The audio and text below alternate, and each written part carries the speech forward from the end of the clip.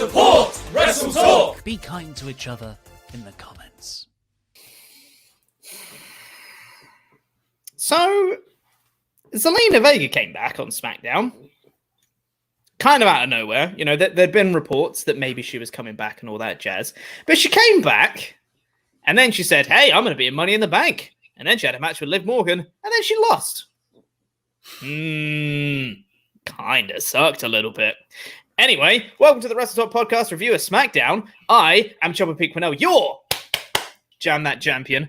I'm joined by my intangible co-host, Tempest, the Wrestler. And get in your Ultrachats, by the way, WrestleTalk.com/support. Get those in. The link is on the screen and at the very top of the description.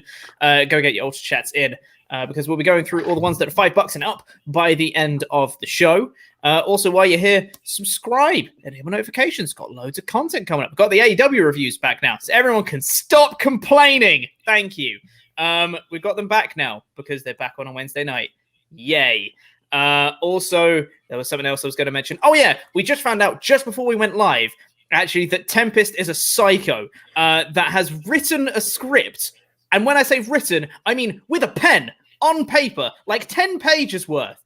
Google Docs exist. Just type stuff. It's real easy, Tempest. I promise. Genuinely. I cannot believe you've written that. It's 20 pages, actually. 20 pages! 20 pages! Type it, man! You have a computer I will. That's the next step of all of this. You write for a website. You don't have to use a keyboard properly. Goodness me. How dare I? How dare I? It's crazy. This is just how I operate. I feel like I'm doing no Mod Mother, not front and back, thankfully. Not that crazy. Not that crazy. But yeah, I was just showing Pete, because I'm currently working on my next YouTube video for my YouTube channel, Tempest the Wrestler. Subscribe if you haven't already. And it's a lot. It's a lot of pages. Oh dear, that's not even the end of it. Oh, that's the end of part 1. Hang on. No, wait, just still going. Yep. There's a lot. That's where I've still writing there. Not done yet, mind you. Also, I've got a little ways more to go. See, this was my whole day yesterday. And the people like saying like, you know, you should let him write. Handwriting's good. It is. It's true. I write out some of my D&D notes. I write that on a pad of paper. But the reason I do that is because when we're in combat and stuff, I find it very easy to flick between pages to check like monster stats and stuff like that. If I'm writing a script for a video that I'm going to record, those things are long. They're real long.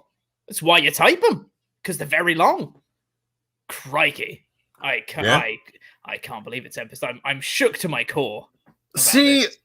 Ollie says the same thing when I tell him that, and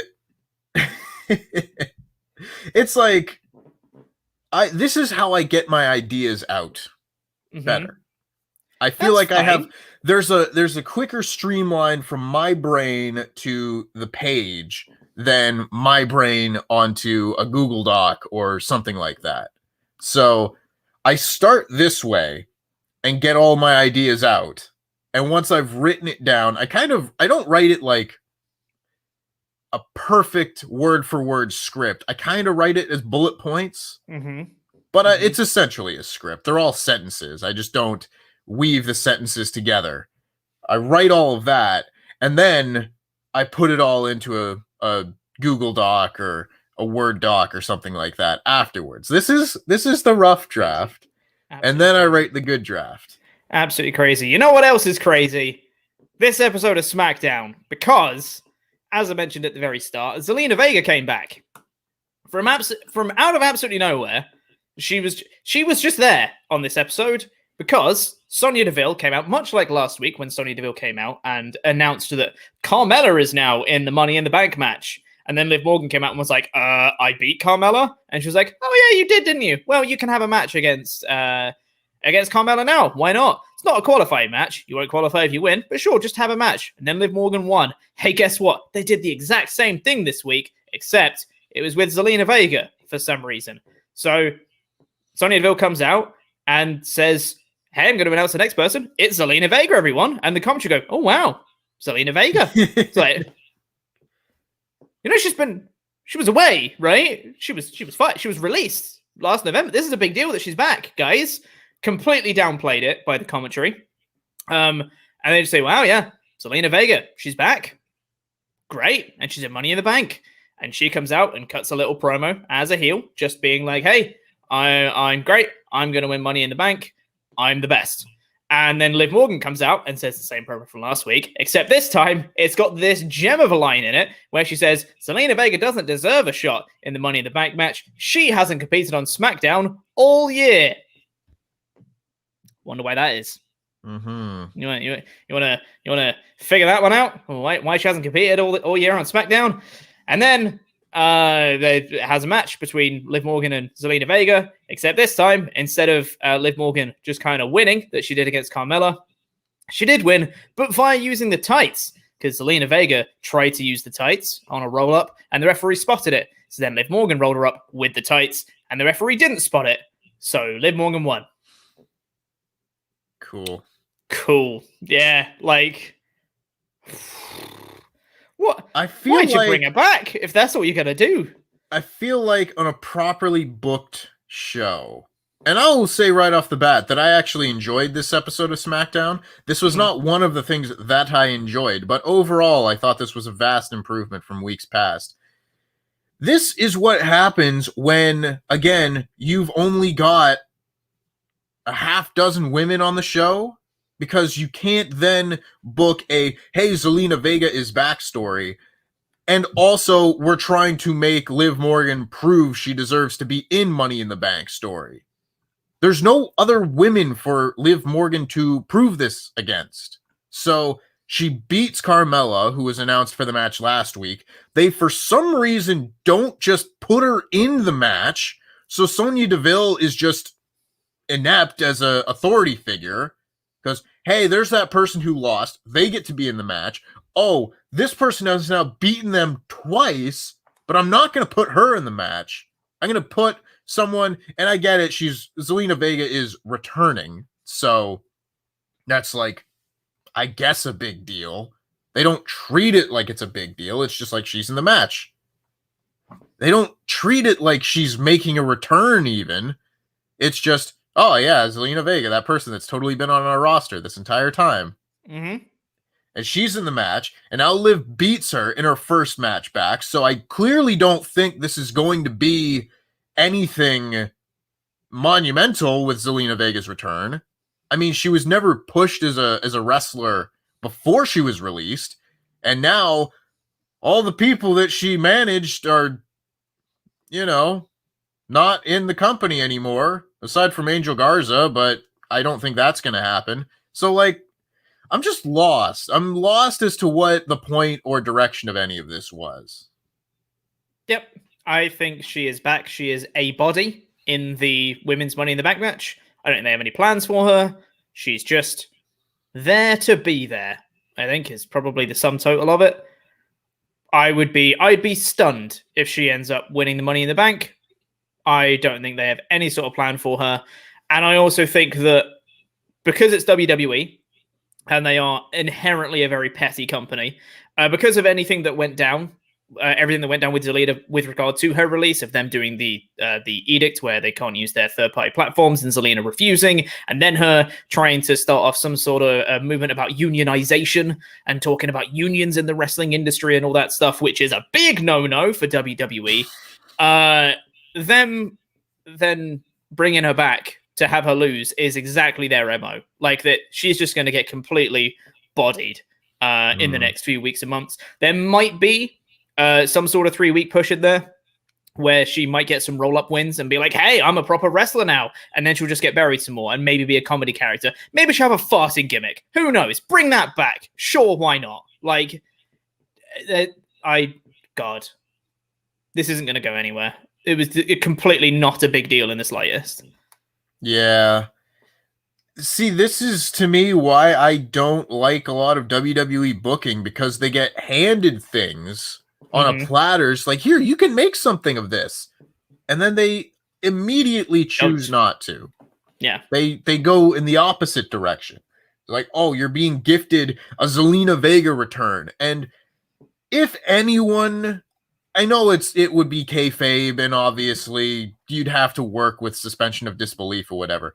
But if you're going to have anyone be like, I'm standing up against this company and do a proper authority figure thing, which I'm not in a huge rush to think about because we've done authority figure whatever long enough, but do something with her. She's a very unique character in real life right now that you can, put on TV and make a big star out of and not beat in her first night back. It doesn't matter, but I would have liked it to matter. Right? Yeah. I think that's what it comes down to at the end of the day. Is it wasn't treated like a big deal when it probably should have been a big deal is the whole sum total of it. It was just very anticlimactic, which is a shame because when you go, oh my God, Zelina Vega. Whoa. Especially with everything that happened with her, with like the seemingly, not on the best terms of release, and especially with her actual real life husband, Aleister Black, then getting released from out of nowhere just after he'd come back and he's got this new character and stuff like that. You would have thought that there might have been some sort of resentment or like ill will towards WWE on their side. But then for her to come back, that's a massive deal. But then WWE like, oh yeah, Zelina Vega, she's always been here. It's like, no, she hasn't. Don't lie to us. And it's classic WWE for them to just completely gaslight the audience and just be like, no, she's been here the whole time. No, she's been here. I don't know what you're talking about. She's been here. It's classic very WWE. Publicly not been here. Yeah, very publicly not been there. Yeah, like it's not as if this is Sarah Logan coming back, where it's like, oh, quietly released, maybe bring her back quietly a year later. Pretend like nothing happened. That's fine. Yeah. It was a big deal. Yeah. Very big deal. Yeah. Yeah. She was literally like her and Paige were like the two prime faces of the anti-WWE, like, no, we want to continue our Twitch stuff movement that was around the time. And then just being like, hey, she's back. It's like, well, where's she been? WWE. Any sort of kayfabe explanation to be like she had to take some time off or anything at all, but they were just like, oh, it's Zelina Vega. Not even treating it like a return. Like, it was it's baffling. Baffling is what I'd call it. But hey, I'm sure she's getting a lot of money out of it, and I'm happy for her. And if she gets paid, sure, whatever. Is what it is. Anyway, thanks, Vega. Glad you're back. Hope it goes well for you. Hope it gets better. Yeah, hope it gets better. But let's see what you guys thought. Let's get into some of your Ultra Chats here. Don't forget to get in your Ultra Chats. WrestleTalk.com/support. The link is on the screen right there. Or it's in the top of the description. Go get in your Ultra Chats and we'll go through every single one of them that is $5 or up before we get out of the show today. Jonathan Hedman comes in to say, so basically, Vega was taken off of pause and is in exactly the same place she was in when she was fired. Not cool. Yeah. Like, nothing's changed with Vega. She is exactly the same. Character-wise, persona-wise, she's just Zelina Vega. She's been here the whole time, guys. Yeah. It's kind of weird, really. And it's not like she was ever pushed as a wrestler. She got a little bit of something right at the end there where she faced Asuka, but she probably had like less than 10 matches in WWE before that. Like, I can't say that for sure because I'd have to look it up, but that was never her deal. She was always a manager, and I think that's probably her best role at this point. I think she was much more valuable in the role managing Andrade than she was as a wrestler, and now she can't do that. I guess they could put her with someone else, but I don't think there was something special there with Zelina and Andrade, and they never should have broken that up, and they should have actually pushed these people as a unit, but that's a whole other tirade for another time. Yeah, and especially with her as well, I think because she can do like the odd move really, really well, but she's not the best like overall rounded package as a wrestler. Her doing the occasional, like, she'll get involved and do like a Hurricane Rana to the opponent kind of thing. It's like, oh, that's so cool. Like her getting in and doing the thing because it looks really good. But when she has to do a full match and all that stuff, that's where the weaknesses start to be exposed. So I think kind of covering up those weaknesses, doing the occasional interference spot, she's really good at that. So playing up those strengths, I think, would be a very smart thing to do. But crikey, yeah, no, this isn't the way to do it, I wouldn't say, but hey ho, I'm trying to been released. Also, I just want to say a quick thank you to DarkCat18, who's just become a new member on the WrestleTalk Podcast channel. Thank you very much for hitting that join button. Hope you enjoy your emotes and your fancy badges next to your name. Really do appreciate it. Thank you very much for joining. We've also got an ultra chat here from Charles Berg. It says, Nakamura dressing like a sexy ghost, Corbin giving off major, recently divorced dad and about to eat a frozen pizza and isn't happy about it vibes. Here's a hot take. Otis has tremendous upside. He has a certain Vaderness to him. Big man who can pummel you. Oh man, wait till I get to that point in the show. So I have thoughts. Yeah. So we'll talk about each of these points in more detail later. Nakamura does dress like a sexy ghost. Corbin's character, I also have some thoughts on. Mm-hmm. And they're not all bad, guys. They're not all bad.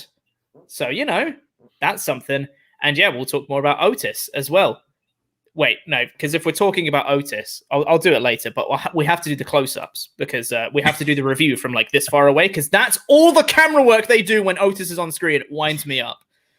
He's up on the close-ups. Jesus Christ. Anyway, we'll get into more of your Ultra Chats later on. Don't forget to get those in. WrestleTalk.com/support. Link is on the screen and at the top of the description. We'll go through all the ones that are $5 and up before the show goes off the air today. Get your messages in and we'll read them out. Let's get into the rest of the review right now, though, which started off with Edge, which is how the show ended last week. Pretty sure that they did a little recap of last week. Did they just throw in a segment that didn't exist from last week's show of him speaking to DeVille and Pierce? It was afterwards. It was like on Talking Smack or something like that, where they announced the title match. Okay, good. Because I was going to say, because I thought I was going crazy. I was like, but wasn't the end of the show Edge coming back? When did he have a segment with DeVille and Pierce? Like, I thought I was going crazy. So yeah, they threw in an extra little segment there, but Edge came out and did a promo. I thought this was a pretty good promo from Edge. Him coming out and just being like, hey, Mania was supposed to be the culmination of a 10-year story. Didn't pan out that way. But hey, I could complain about this thing. I could complain about this other thing. I could complain about all these things, but I'm not going to. I'm like, well, you addressing them is kind of complaining about them, but that's fine.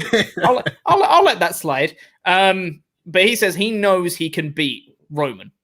And he throws up a picture from WrestleMania of him doing the crossface with like the bit of the chair in Roman's mouth. And he says, if you zoom in on Roman's eyes, you can see there's fear in them. You zoom in on my eyes, that's the eyes of a person that knows they can win. It was all right, it was a good promo, got lots of fire. And then he says, I am inevitable. And I was like, that's not a character you should be quoting. Do you know how that ended for Thanos? Bad call, Edge. Bad call. But yeah, it was all right. It was a good little promo to start off the show. I love Edge. I know you do. I love Edge a lot. So you can take my words as probably biased because I do start all of Edge's segments with a smile on my face. Mm-hmm. That being said, I think he sold me about 80 or 90% on him getting this rematch. Mm-hmm. Whereas last week we were saying, I don't understand why Edge is getting this match. They even show either on this show or a recap of past Seth Rollins and Adam Pearce segments where Adam Pearce is like, Edge deserves this shot.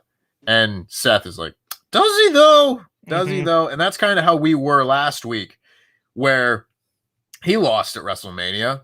He wasn't entitled to a one-on-one shot at the title at WrestleMania. Mm-hmm. But him going through the things that happened, and I don't really count like Daniel Bryan stopping Roman Reigns from tapping out. That's part of a match. That's threat, isn't it? Yeah, he's another member of the Triple Threat. That's what's going to happen. But him saying like, Jey Uso getting involved and costing me the title and everything at WrestleMania, that's not far-fetched to think that, yeah, he should get another shot at that. And I think that's fine. Elevate that with a really good promo from Edge. Okay, I'm here for it. You know, I'm here for this match. I wasn't sold on it last week, but just this promo was able to be like, hell yeah, you go get that title. He's not going to, but like, yeah, you go get that title that you should have had. You're inevitable. Snap his ass. Let's go. Yeah. I mean, I'm still similar to where I was last week. I'm more into this match now than I was last week. I still think, Edge doesn't really deserve a title shot, but I'm sure it'll be fine. It'll probably be a fun match. It's okay. Roman's had worse challenges. He's had Kevin Owens 3 times in a row. This is better than that. So, that's fine. Nothing against Kevin Owens. He just shouldn't have had 3 title matches in a row on consecutive pay-per-views. After Edge's promo, we cut backstage and Jimmy Uso walks into Paul Heyman. No Roman Reigns. And Jimmy Uso walks in and he's like, hey, is Roman here? I'm ready to do what we need to do for the family. And once Roman's here, we're going to put down Edge and we're going to plant our flag as a family. And I was like, okay, Jimmy's being very pro-family now. Now, obviously, he had those tendencies from last week and the week before when he kind of raised Roman's hand after the Roman and Rey match, pre-Hell in a Cell on SmackDown. Something I noticed across the whole show, which I guess I'll just mention now because I mentioned it in my edited review. Edge did a promo later, which we'll talk about in more detail later, but he came out and he was saying, what happened to Nobody's Bitch, Jimmy Uso? And I was like, that's a great point, Edge. What did happen to Nobody's Bitch, Jimmy Uso? His turn into being like full in on the Roman stuff was very quick, which I'm not. This might be the first bit of the Roman story where I'm like, guys, this isn't really working. Mm-hmm. I don't know. Something about it just... I think because the turn with Jey Uso was so slow, and so like he had to go through so many times, and even when he did turn and still joined Roman, there was still like doubts, and there was still like him fighting back against Roman a little bit, or not necessarily fighting back, but just questioning his choices a lot until he finally completely gave into it and was like, yeah, I'm main event Jey Uso, I'm his right hand man, all that stuff. Jimmy Uso has gone from like, because he was still fired up at Roman. Then there was the one promo where Roman started to make him question. And then the week after, he was like, yeah, I'm all in now. It's like, but you haven't had the moment where you turn. There needs to be like a breaking point where you suddenly go, okay, now I'm in. And there just kind of wasn't that for Jimmy. It just rubs me the wrong way a little bit. Yeah, I think you basically covered it. The Jey Uso one had a lot of subtlety and nuance and slow character progression where he had to be broken down first and then rebuilt up by Roman, and Roman was manipulating him the whole time and in his head and everything like that. And then Jimmy Uso comes back and he's out and out against Roman Reigns. Yeah. He is like, I'm not the bitch that my brother is. Don't worry about it. I'm not going to do that. I'm not with you, man. We should be champions, not you. I don't care about Roman. It's not about Roman. It's about the Usos. And then Jay tells him to piss off one time and storms out and hasn't been seen since. And then Jimmy's like, well, all right, family, I guess. Yeah.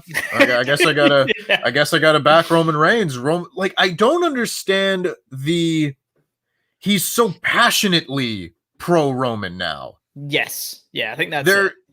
Because that moment definitely should have been like a turning point for his character. And he can start moving towards being pro Roman, but it was like a full 180-degree switch. He's like, I love Roman Reigns. Roman Reigns is my boy. Come on, Oos. We're going to go out there. Roman's got my back. Like, why do you think Roman has your back? Roman's never had your back. I'm hoping that there's some sort of plan that Jimmy's not fully actually in on it. It's some sort of ruse, or that, Roman has some sort of ruse, or something's going on that's not apparent yet.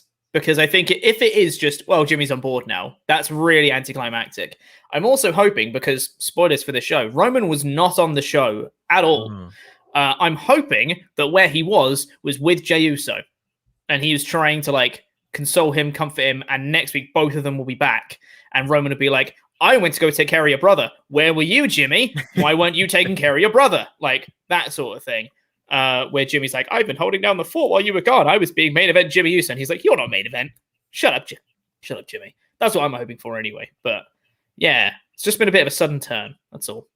Yeah.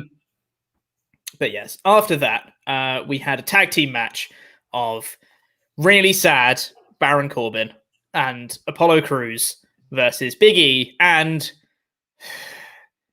Kingsuke Nakamura.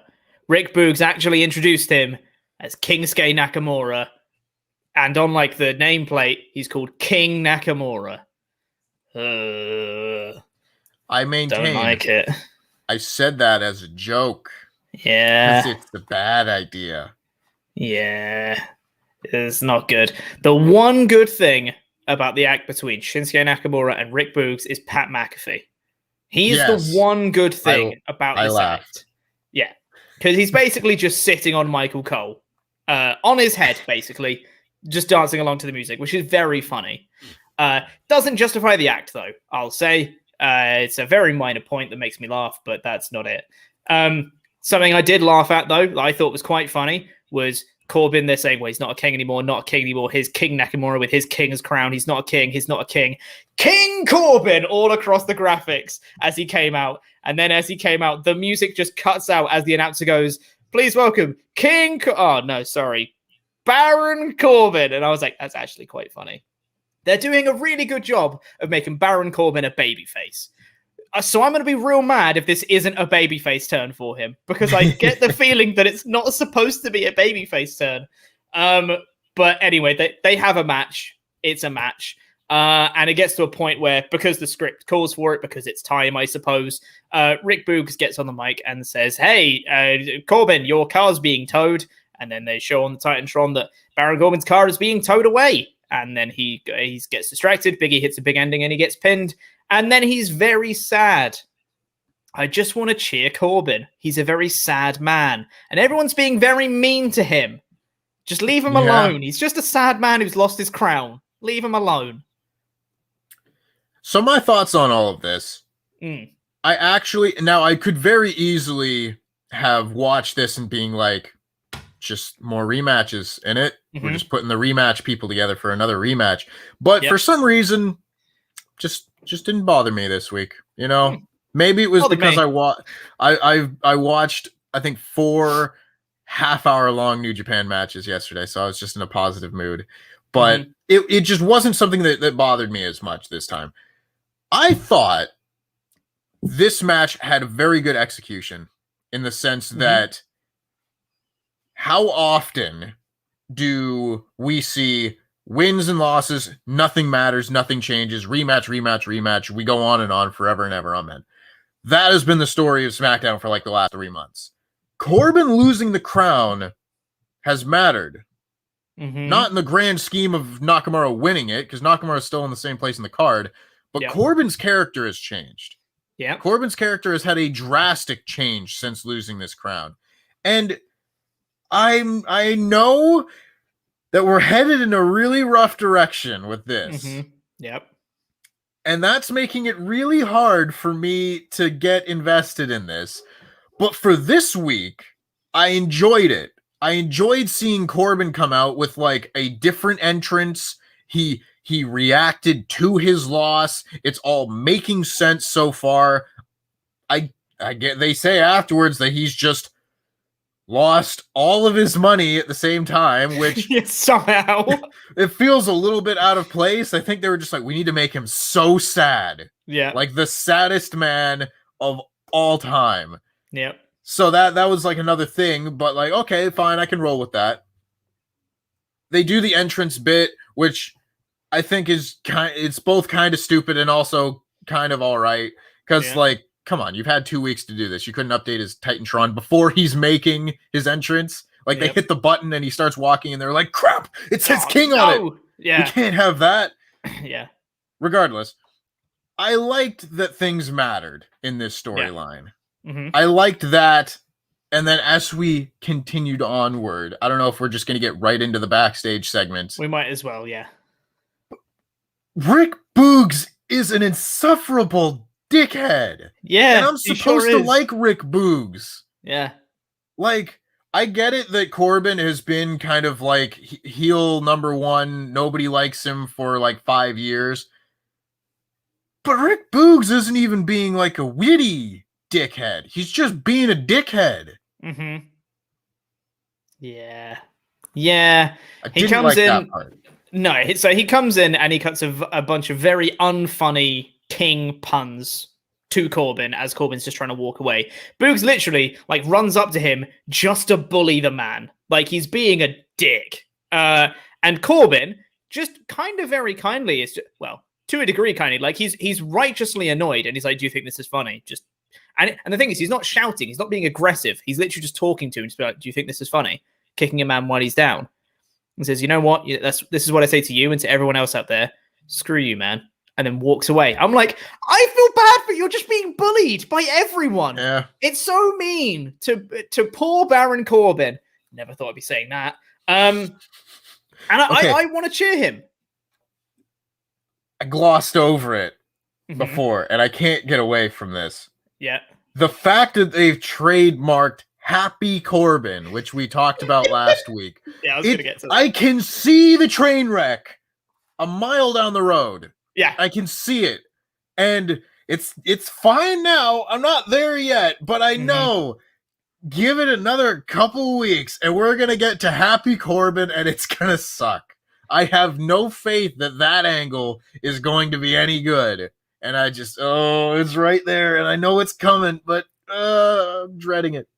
Yeah, it's genuinely, it's going to be awful. Yeah, they have trademarked Happy Corbin, and I don't know whether it's going to be he's going to come back as a Shorty G level of repackaging, where he's suddenly going to be a man called Happy Corbin, or it's going to be another thing where Rick Boogs and Shinsuke Nakamura just start calling him Happy Corbin because he's so sad. And it's going to be like a thing where he's the saddest man ever and everyone calls him Happy Corbin because that's very funny. I don't know what one it's going to be. Both of them sound pretty bad, I'll be honest. But, you know, maybe they'll pull something out. Corbin's been really good in this role. I'll give him props here. I think Corbin has played his role really well of the saddest man alive. He's growing a little gross like depression beard. It's great. Do more of it. Yeah, I quite like Corbin in this role. I like Corbin now. I can't believe I just said that. It's the most engaged I've ever been with Baron Corbin's character. Yeah, it's better than him. Aside from his time in NXT, I'll say, because I think like his initial run in NXT, I was quite into. Sure. Yeah. I don't know that I would necessarily connect with like his character at that time, but I definitely wasn't. I wasn't like burnt out on just heel Baron Corbin doing terrible King promos and making Roman Reigns eat dog food and stuff. Oh God, yeah. We've gone through the last 5 years of him on the main roster, and now I found something where I was like, I'm interested in what he does, but still also terrified of where we're going. Well, I've just seen something in the chat. Hold on, from Crystal Bane here. Corbin literally tried to kill Rey Mysterio and Aleister Black at last year's Money in the Bank, though. No.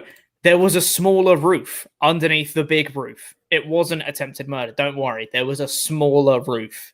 It's fine. You can never forget about the smaller roof. Exactly, yeah. But yes, all the people who are saying, oh, he's the bully, he's the villain, why are people feeling sorry for him?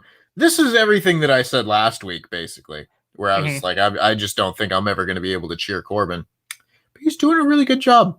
He's doing a great job. He's so sad. Really look at his sad face. Look at his sad face and tell me you want to boo that sad face. You can't, because he's got a sad face. You can't boo the sad face. Anyway, we've talked for way too long about that. We've then got Bayley and Bianca Belair had a face-to-face. And you know what? Their feud isn't about laughing anymore. It was kind of serious. Bayley was like, hey, I'm going to beat you because I'm the best. Bianca Belair said, the only way this is going to end because you keep coming after me and my title is that, you know, I have to embarrass you. So I'm going to challenge you to an I Quit match at Money in the Bank. I'm like, okay, that makes sense. And then Bayley says, hey, I've never quit from anything in my life. You do realize this is a terrible idea. I literally never quit from anything, right? And then she does laugh a little bit. Not the annoying laugh, just a little laugh. And then Bayley's like, well, what's so funny? And she says, well, it's funny how I've wanted you to shut up for so long, but I actually now want you to talk a little bit more just to say the words, I quit. And I was like, This is a good promo segment. What's happened? Why? Where was this for months on end? Since like Mania, where has all this been? Why has the feud been about laughing and Bayley going on all the Thunderdome screens? This is the stuff that we wanted to see out of this feud. God, it's a little bit too little too late for me because I'm really not interested in the feud at all now, but at least this was a good promo segment. That is exactly how I feel about it, honestly, because I still maintain that them using the Hell in a Cell as just the middle point of this rivalry is not what you should do.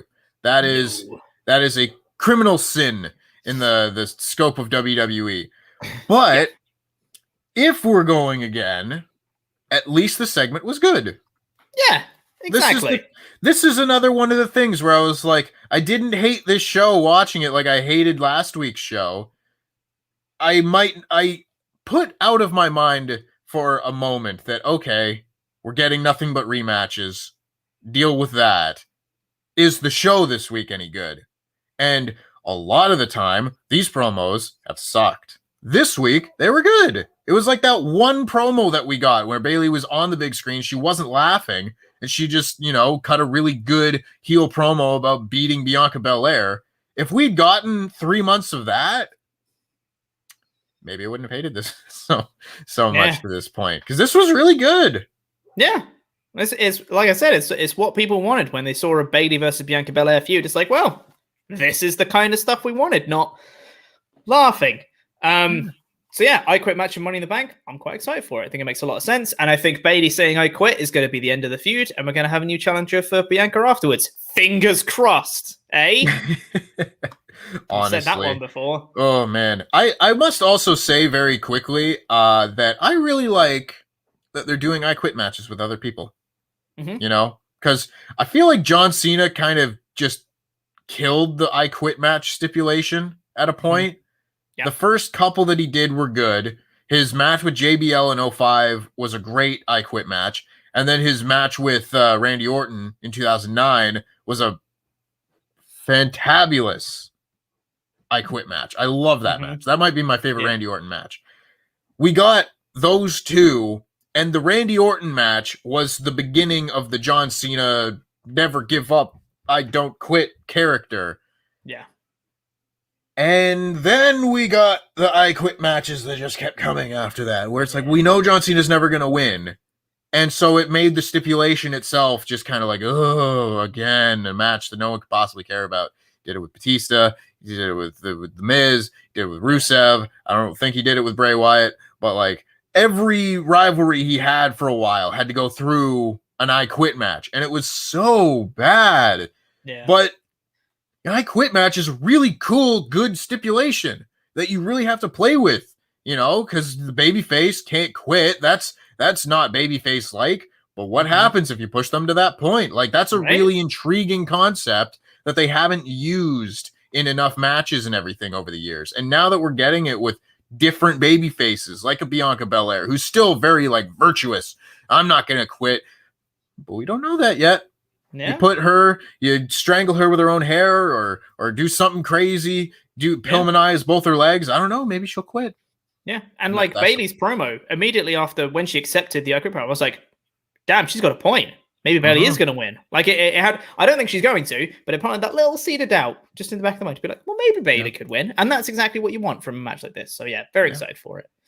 Very much, yeah. We had another backstage promo from Jimmy Uso. Goes to Paul Heyman again. Roman's still not there.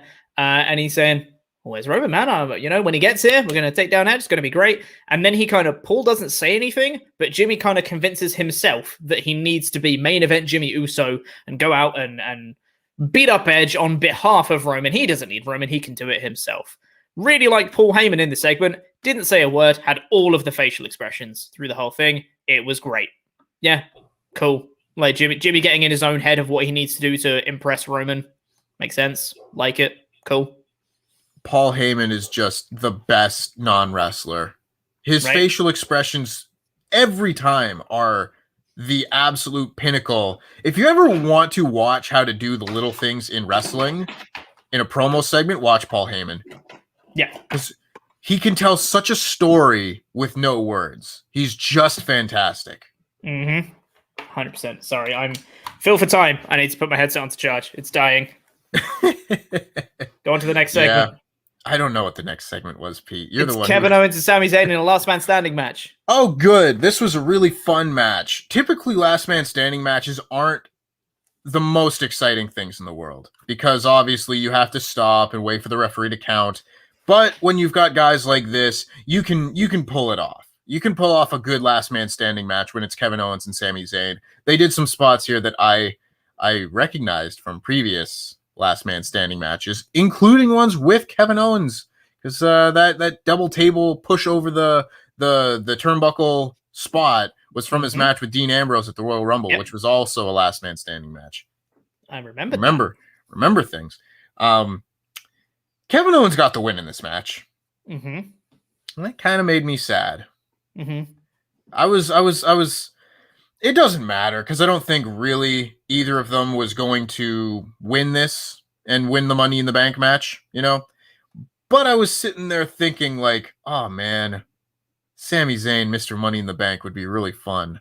That would be very fun. Conspiracy theorist Sami Zayn, but also has the key to being world champion should he pull it off at any point. I was like, that's a really fun idea. I don't think even if he would have qualified, he would have won, but I don't know. Something about it, I was like, oh, that's a fun idea. That's intriguing. You know, there's one story that they've not done with Money in the Bank yet, which is that whoever wins it has a year to cash it in. Mm-hmm. They've never done a story where someone's running out of time to cash it in. Pete, I have been pitching this idea to my friends for like 6 years. Right? Legit. I had a whole thing worked out in my mind for exactly that. And it would fit perfectly with Sami Zayn. Conspiracy theorist, he keeps trying to cash it in and every time just keeps getting stopped by something else. And he's like, how does everything keep stopping me from cashing in? I had the perfect opportunity. It was right there. And this thing happened, or this person stopped me, or the referee wasn't there, or whatever. And he just keeps getting screwed out of it every single time. It would be a good story, I think. Who knows? And it would be different. Different. We've seen the same thing with Money in the Bank for so long. There's been so little creativity used with Money in the Bank. Oh, yeah. Man. And how many times? Because, again, a really fun story is someone winning Money in the Bank and cashing it in on the same night to become champion. We've seen it like 3 times now, though, or maybe more. We had Kane, Dean, Bayley, Bliss. Oh yeah, Bliss did it as well. Crikey, yeah. Was Bliss on that show? Or was Bliss? No, it was. Yeah, Bliss won it at Money in the Bank, and then Ronda won it at SummerSlam, right? Yep. So that's 4. Yeah, is that it? I think that's all of them. Yeah, I think that's all of them.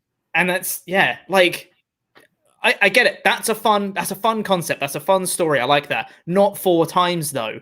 Like you can't just keep doing the same thing, and in such a short space of time as well. Like Money in the Bank has only been going on for not that long in the grand scheme of wrestling. So to do that story 4 times in such a short space of time, do some other stuff. We're getting so sidetracked, but you know, no, but it also means that you don't have a Money in the Bank briefcase running around that year, and that's lame. That's like a fun extra wrinkle to WWE programming. And then you just don't have that anymore. And then add in another like 10 times that someone has cashed in within the next month and a half after the pay-per-view. It's not fun. It's not fun that way. Yeah. You could do something really cool and different. Like, I won't get into it here because I did have like a full like 2-year storyline plan for a Money in the Bank cash in that just couldn't happen and everything like that. There's something to that. It's a good idea. Put me on the WWE writing team for 1 week. I'll pitch that idea and quit. I was going to say, you do not want to be there for any stretch of time. But this last man standing match, it was really fun. Really good TV match, I thought. Don't understand how it wasn't the main event, but sure, whatever. I had a couple things that I didn't like about it. It was really, really fun, and I really enjoyed it. One of the best TV matches they've had in a little bit. I didn't like how easily Kevin Owens stood up from some stuff. Going through the double table spot, got up really quick. Got up at 7 from a haluva kick. And I was like, that's Sami's finisher. You should probably get up at 9 for that. Then there was 2 more haluva kicks. And sure, Owens rolled out to get on his feet, so he didn't really stand up from it. But also, that's 3 haluva kicks. Like, you should probably just lose from that. It was a bit like, But then the finish kind of redeemed that for me, because Owens just decided to murder Sami. Good God. Hit, pop-up powerbomb, stunner, took him out, powerbomb through the announce desk, powerbomb through a table that was there, powerbomb onto the corner of the apron, and I was like, my God. And that was all one after the next, after the next, after the next, after the next. Okay, count him. He's down. And he was. Really like that he won with the powerbomb on the apron with all their history in like NXT and stuff, and putting Sami out with the powerbomb on the apron. I was like, that's cool. Yeah, it was just a very fun ending to the match, I thought. Couple little criticisms, but overall, very, very fun.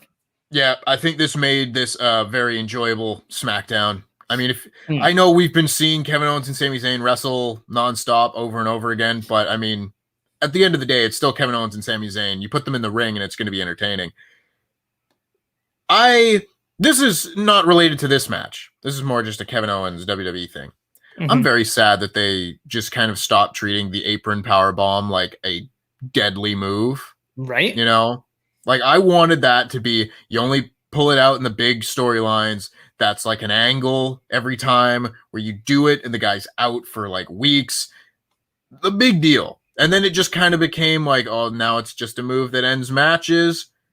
Now it's just a near fall. Yeah, now it's just a move. Yeah, and I was kind of like, oh, man. It was the closest we could get to him hitting the package pile driver in WWE. Yeah, and totally. I'm still holding out hope that one of these times, he's going to hook Sami Zayn and just plant him with a package pile driver.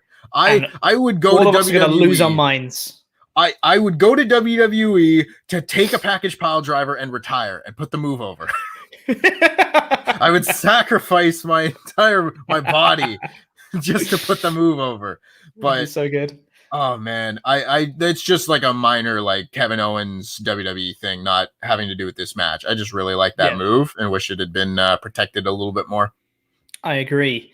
We got a backstage promo from Edge saying that he knows that Jimmy Uso's setting him a trap because Roman's going to come out and attack and it'll be 2-on-1, but he doesn't care. He's going to do it anyway. All right. We then got the backstage promo where Rick Boogs is a dickhead to Corbin that we've already spoken about. Cool. We then got Sonya Deville coming out to announce Zelina Vega, which we already spoke about. Liv Morgan comes out and then she wins in 2 minutes. Cool. Seth Rollins was backstage after that. I thought he cut a wonderful little promo here. I really like this promo from Seth Rollins. Him coming in and introducing himself and just being like, hey, you guys know me. Seth Rollins, former WWE champion, former Universal champion, Grand Slam champion, Money in the Bank winner. They're like, we know who you are. He's like, oh, really? Because it seems like you forgot about me. I was like, he's good. And he's saying, why did you give the title shot to Edge and not to me? You know, Edge doesn't deserve it. He already fought him at WrestleMania. I'm Seth Rollins. You said you were going to give it to me, etc. And then they said, it's fine, Seth, don't worry about it. You can qualify for Money in the Bank. All you have to do is beat Cesaro next week. And I went, oh, for God's sake! Seth versus Cesaro again? They can't help themselves. God. They can't help themselves. Because they announced later that Nakamura and Corbin are going to have a Money in the Bank qualifier. Yes, they are! Just switch them! Swap them over! Do God. Nakamura and Seth, and then Corbin and Cesaro. God. Why is that so hard? But man. As for this promo, Seth is making way too much sense. Right? To be a he heel sure here. is. Sure is. You know? Like, he said nothing but truth.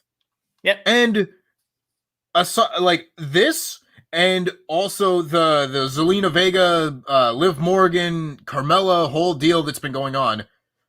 I don't think that these authority figures are supposed to be heels. Sonya Deville is kind of like in the middle. She's teasing dissent between them, but I don't feel like I'm supposed to boo the authority figures in this case, but I am because they're inept.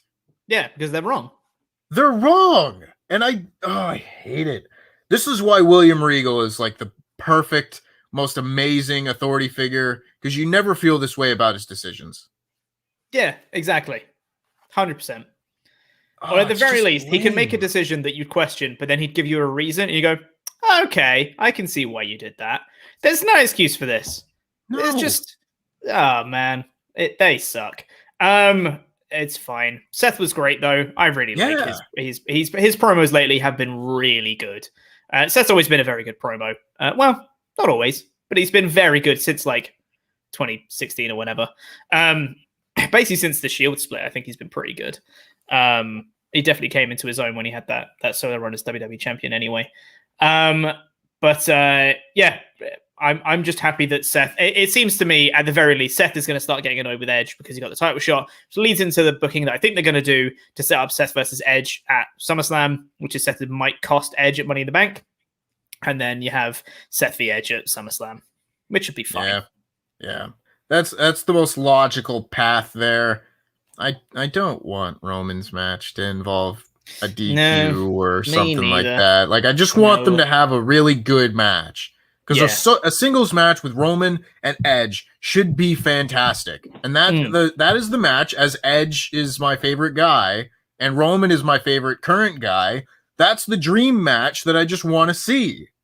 Yeah. And I don't want all this chicanery to mess it up, but I also know that's probably how we're going to go. I mean, we could also just do Roman v Edge, Roman wins, and then post-match Seth comes out and beats up Edge. It's possible. Could happen. Yep. But who knows? We then got Otis versus Angelo Dawkins. Otis wins. Otis and they do. This man. Hold on. Because we're doing an Otis segment. This is the kind of shot that they do for Otis. So this is the review we're doing. So they do lots of close-ups for Otis now with his new look. So they did pretty much the same thing as last week, except he killed him in an actual match this time.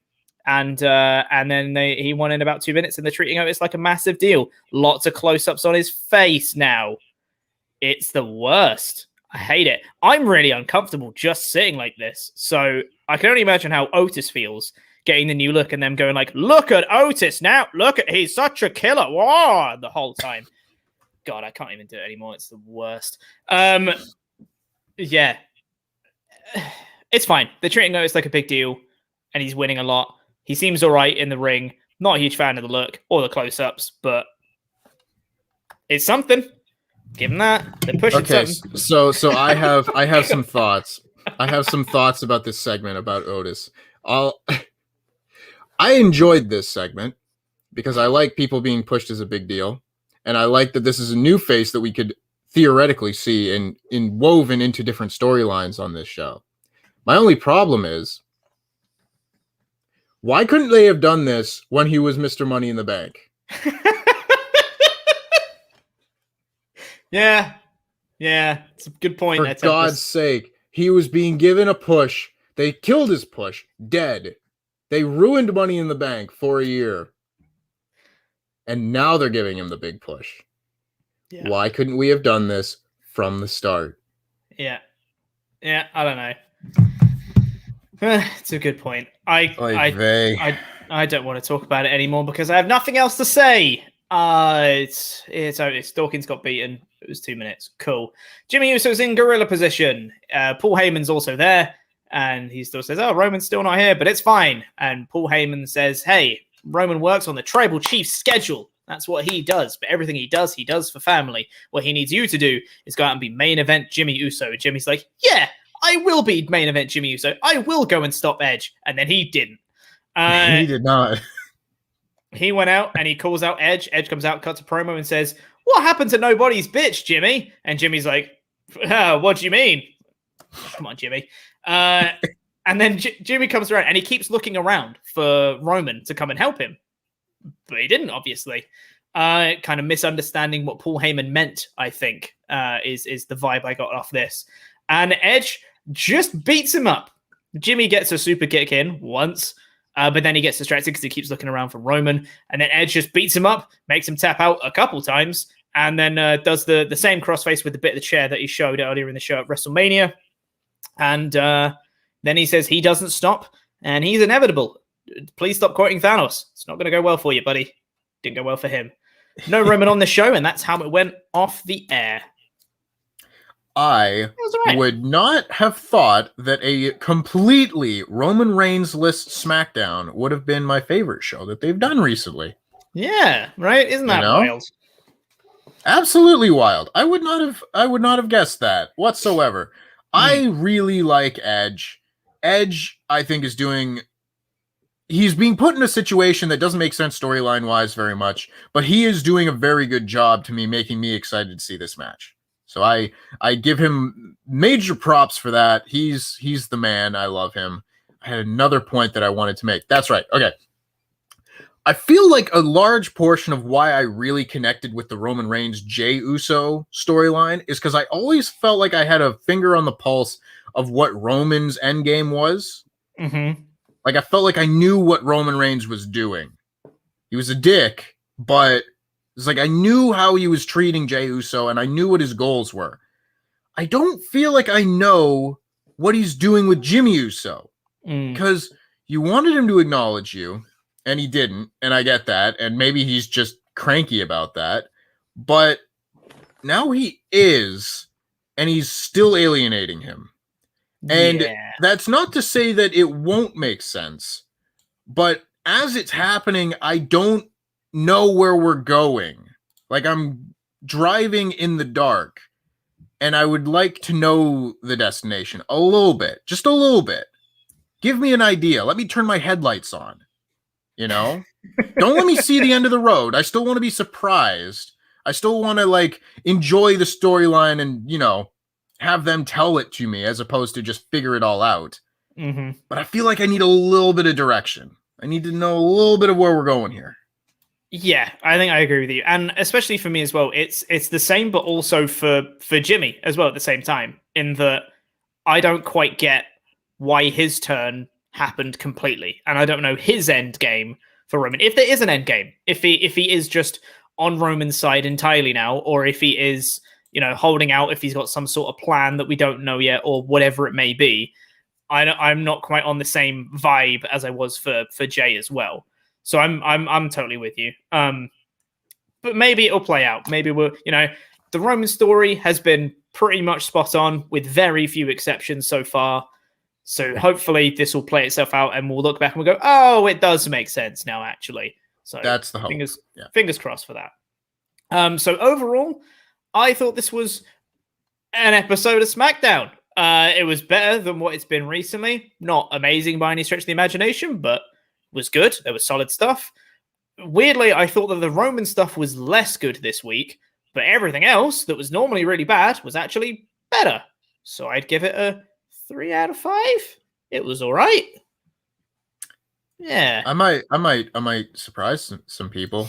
I'm gonna go with a 4 out of 5 on this show. Tempest, I cannot believe you're so negative because most people went for 3 out of 5 on our community tab. 58% of people went for a 3 out of 5 and 21% went higher with a 4 out of 5. Tempest, I cannot believe you're so negative all the time. I'm just so negative, Pete. Yeah. I like the show. I enjoyed the show. Again, there were things on it where I can take myself out of things that don't make sense and just watch it for 2 hours. I watched this show in a vacuum, and for a 2-hour show, you had the Bayley and Bianca Belair promo. I liked the Corbin stuff. I liked Otis's push. I liked the last man standing match. And I liked both the Edge segments. Like there wasn't a whole lot on this show to dislike other than like the Zelina Vega stuff. That was really the only big negative on here for me. Yeah, that's fair. And we can see there's some stuff coming that might be bad in terms of rematches next week, which I'm not all that excited for. And also Happy Corbin, which might be terrible, might not. But before we get into the rest of your Ultra Chats here, we need to say thank you to some very special people, first of all, and those are our $25 and above Pledgehammers over on Patreon. If you've not been to WrestleTalk's Patreon page yet, we've just done a little bit of a relaunch, a soft relaunch, that is. We changed up how the mailbag works. We've got the Fan Quizzlemania is now a perk for the WrestleTalk Patreon as well, patreon.com/WrestleTalk. The suggestions post for WrestleTalk Extra for this month is up, which means if you're at the $25 or above tier, you can vote. You can suggest what show Oni and Luke should review for this month, one of the retro shows they review for WrestleTalk Extra. And also at the $25 above tier, that post is up now, by the way. Also from the $25 and up tier, you get your own custom wrestling nickname, and it gets read out on a show, much like this one. So thank you to NJ Hornsberg. Woo! Thank you very much. The mayor of Painesville, Dan. Dan. Thank you, Dan. Ryan Disco Stewart. Woo! Yeah. Thank you. $100 man, C.D. Horver. Yeah. Thank you very much. Super Kick, Nick Mizesco. Yes. Thank you very much. The Kessel Run, DX Solo. Hell yeah. Thank you very much. The Cyclone, Brandon Sayers. Woo! Thank you. Fantastic Mr. Good Old Fox. Yeah. Thank you very much. WrestleTalk's personal ring announcer, Rodrigo Benitez. Yes. Thank you very much. No one names their kid this anymore. Larry. Yeah. Thank you very much, Larry. Chris, the Cypriot Sensation, Petru. Woo. Thank you very much. And will always mark out for Ollie, Landrum. What a terrible choice. Terrible choice. Well, don't mark out for Ollie. He's the worst. Anyway, let's get into the rest of your Ultra Chats here. Mayor of Painesville, Dan, yet again, comes in to say, hey guys, I personally would consider Vega's return a big error on her part. I mean, personal reasons are fine, but career-wise, this probably will be a mistake. By the way, Tempest, the bet is on. Yeah, we need to agree. The bet. I think Dan is out to lunch because Dan doesn't think they're ever going to bring back No More Words for Jeff Hardy. Okay. And I think they do. They've spoken about it a lot. It's a thing. They are teasing it on Twitter. And I know WWE likes to play with their audience's emotions. Mm-hmm. I think this could literally happen by the end of the month. It's like, possibly, yes. The first Raw back with a crowd. Whose music is that? Time is coming, gone for words. Such a good song. I think it's happening. As for the Zelina Vega stuff, she's probably getting a lot of money. Yeah. And you know what? I'll complain. She's getting paid. She's getting paid. Good for her. And also, if the Twitch streams and everything are anything to go off of, it sounds like Aleister Black wants to work for WWE. And they're married. Wouldn't surprise me. So if they both end up back, it wouldn't surprise me at all. And they'll probably make a lot of money.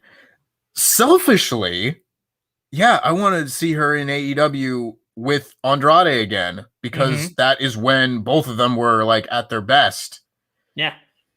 But it's not my career. She's making money, so good for her. Yep, 100%. Love this name. Got an ultra here from Terratits. Great name. Brutality. SmackDown reminds me of any Missy Elliott song. Instead of remix, it's rematch. Can't wait for next rematch week. Another Corbin. By the way, amazing promos. Is he face now? / Kingsuke and a Cesaro Rollins again. And felt like Zayn should win. So a lot of thoughts in one Ultra Chat. That was a lot. Basically recaps all of our thoughts from the whole show. Yeah, pretty much. Lots of rematches. Kingsuke. And yeah, we already said that we thought that Zayn maybe should have taken the W here. Mm-hmm. The W. Yeah. It's cool. Cool. Thank you. And we got one more here from Blake Hoops that says, what are your guys' Edge dream matches? #for life. There's not many left, honestly, because Edge is kind of on that out stage of his career. There's not many people where I'll be like, well, this will be like a best match I've ever seen kind of thing at this point. I would like to see Edge versus AJ Styles. That's just me, though, because I really like AJ. And maybe Edge versus Cesaro. I think that could be very fun. That's about it. I mean, I would like to see Edge wrestle like every major wrestler in the world. I don't think he's going to. He's a WWE guy through and through, and that's cool. You know, he was a guy when he talked about being offered a contract with AEW and everything. I was like, I kind of want him to stay in WWE. There's some guys that just are WWE guys. And I was happy to see him return at the Royal Rumble and everything like that. I think that fit. As for dream matches, I think the Seth Rollins match is going to be really good. I've been excited to see that match for a long time. I also want to see him wrestle AJ Styles. I would like to see him wrestle people like Finn Balor and Adam Cole. I think those would be a lot of fun. Yeah. Beyond that, there aren't a whole lot of people that really jump out to me. If he was a traveling carny wrestler, I would like to see him wrestle Kenny Omega and a million other people in AEW and whatnot. Yeah. And even in New Japan. I don't know how any of that would work out, but Edge is my favorite wrestler, and him against every major wrestler ever would tickle my fancy. Edge versus Kota Ibushi. That would be fun. Edge versus Shingo Takagi. Yeah. Ooh, oh, spicy. Yeah. Spicy. Hell yeah. Love it. Thank you very much for your Ultra Chats, everyone. And that is going to do it for this episode. Thank you very much for watching, everyone. Appreciate y'all coming out in the live chat. And if you're watching on Catch Up, please press the videos that have just appeared on the screen to catch up with more awesome WrestleTalk podcast content, and the button in the middle that will make you become a Pledgehammer over on Patreon. I have been Chopper Pete Quinnell, your Jam That Champion. I've been joined by my intangible co-host, Tempest the Wrestler, and that was SmackDown Intangibles 444 Life.